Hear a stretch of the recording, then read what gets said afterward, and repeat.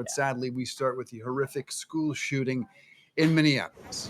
The latest on this, we know 2 children died in this shooting yesterday. 17 others were injured. This happened during the morning mass at the start of the school year at Annunciation Catholic School in Minneapolis. 14 of those injured children, fortunately, are expected to survive, but so many of them in the hospital. The shooter, identified as 23-year-old Robin Westman, died of a self-inflicted gunshot wound in the parking lot outside that school church. And we were talking about this earlier. This is the 44th school shooting so far this year. Let that sink in. 44 school shootings at the start of the school year just doesn't seem possible. All too common since 1999, when, of course, Columbine took place in Colorado. And now it's just part of a uniquely American problem that we don't really have a solution for. And it's just tragic for all the parents that were associated with this and all of us that have young kids. I mean, this was an 8 and a 10-year-old who were shot and killed.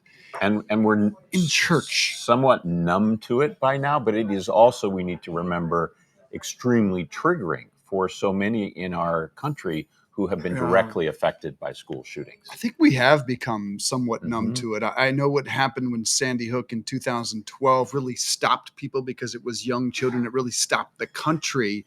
But this one, I didn't see the same reaction out there. I saw people largely going about their days like this was just yet another common occurrence in our country. CEO of Sandy Hook promised, though, yesterday was saying, how triggering it is for her and the community in Connecticut. They relive it. At a vigil last night, Minneapolis Mayor Jacob Fry posted on X about uniting in action as his city grieves. It was one of many vigils and remembrances held throughout the day. The mayor also shared these powerful words during a news conference. Don't just say this is about thoughts and prayers right now. These kids were literally praying. It was the first week of school. They were in a church. These are kids that should be learning with their friends. They should be playing on the playground.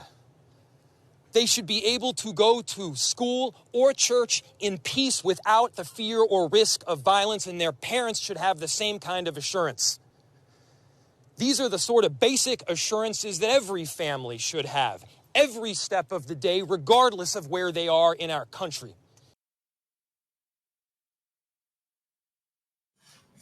Raw emotion right there from the mayor. No question. We also heard Governor Tim Walz, who's, of course, the vice presidential candidate under Kamala Harris, take some leadership here. He has talked with President Trump. Hopefully these two are able to work together. But we know these things, unfortunately, will continue. Let's begin our coverage with our Mid-America correspondent, Jeremy Ross, who is based in Chicago. Jim. Jeremy, thanks so much for joining us this morning. We know you've been in contact with some of the reporters in Minneapolis since this story broke. And you also, as we understand, have covered so many deadly school shootings, as have we.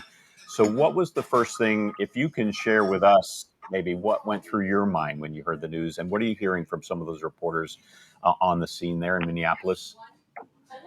I am very fortunate to be friends with several of the photojournalists as well as reporters at the wonderful station KARE 11, which is based out in Minneapolis. And the overwhelming feelings that I had heard was that of shock and grief starting to settle in. And that is a regular occurrence whenever you see these types of events around the country.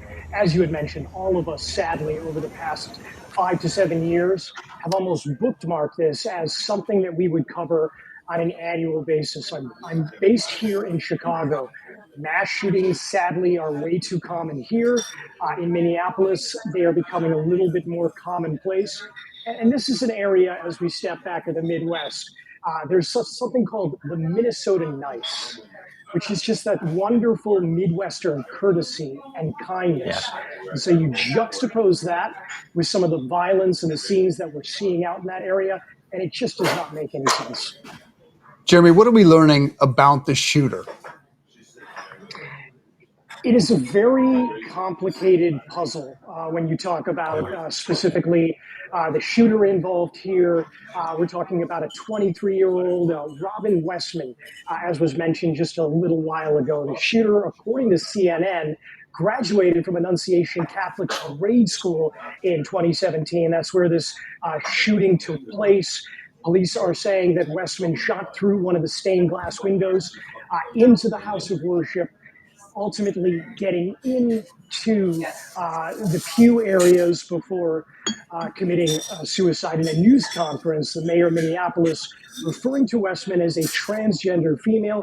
It's unclear what, if anything, that had to do with the acts that were committed. Investigators continue to mull over a tremendous amount of things that they're finding. And today, and certainly in the days ahead, they're going to be searching various areas to find a motive. But in any connection we're learning between the shooter and the school, Jeremy?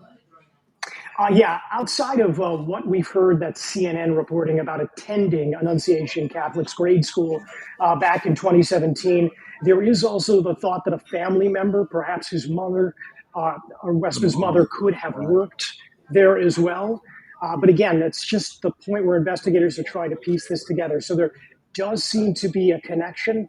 One of the underlying things that we're starting to get a lot of potential motives, and that has a lot to do with a YouTube video that was found before it was ultimately removed by FBI. Yeah, the shooter left a manifesto, and as I was reading in, actually addressed the issue of what's behind this. What is my motive? Saying, I don't really know what the motive is, but I know that I'm sick. So Yes. clearly a person who needed serious mental health treatment and intervention.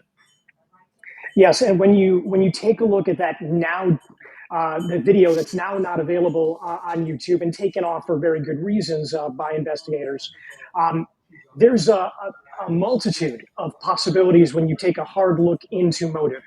As you'd mentioned, there was some writing, some documentation of struggling with depression. There was a kind of stream of consciousness with that video that we were able to take a look at of, quite frankly, a disturbed individual. Showcased a bounty of bullets, a cartridge reading, kill the president, suicide threats, shooter occasionally singing and laughing during about a 10-minute period of filming that, an apology to loved ones for, quote, what's about to happen, documented struggles with depression, pages of writing in so-called code, occasionally some Russian words, or what appear to be Russian words, a series of erratic, wide-ranging political complaints scrawled on notes. We're talking from weapons to slurs that involve anti-Semitic phrases and other violent threats. So as investigators take a step back, take a look at the evidence that they're collecting, the video that we just talked about, what exactly took place here. Yes, mental health certainly top of the list, but there's a number of potential motivations here that were laid out, at least in that video.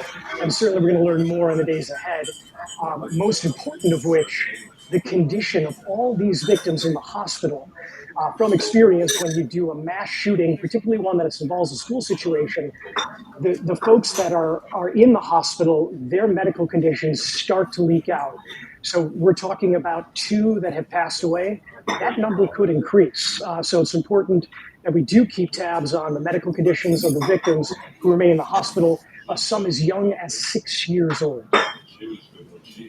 Just horrible details. And we know the mayor has talked about sort of wrapping the community's arms around the families who are impacted by this. And the school principal was so emotional, Jeremy, yesterday as well, just saying to the community, we love you. It was just a moving moment hearing from that principal. Jeremy Ross, thanks for joining us from the Midwest, from Chicago. We appreciate it.